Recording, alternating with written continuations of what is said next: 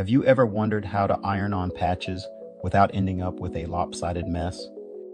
Well, stick around, because we're about to walk through the steps to make your patch game stronger than ever.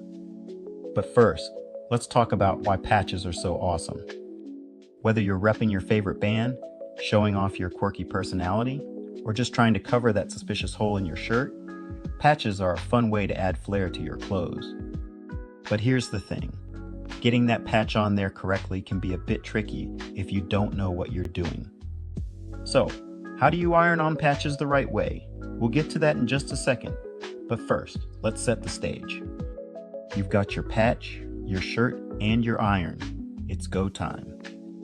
First, preheat your iron to the right temperature. No steam here, just pure sizzling heat. Place your patch exactly where you want it on your shirt. Double check. Once it's on, there's no turning back. Next, grab a thin cloth and cover the patch. This is super important to avoid scorching your masterpiece. Press that iron down with some solid pressure for about 30 to 45 seconds. But don't get carried away and start doing the cha-cha. Keep it still. Now carefully peel back the cloth to see how it's looking. Looks good, right? Not so fast. We're not done yet.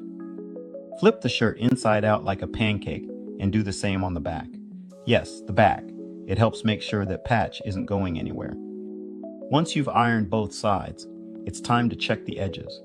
Give them a little tug. If it's fully stuck, you're golden. And there you have it. A perfectly ironed on patch looking sharp and ready to go. Now, whether you're patching up old clothes or adding some style to new ones, you've got the know-how to do it like a pro. Thanks for watching, and don't forget to subscribe for more handy tips. Patching skills unlocked.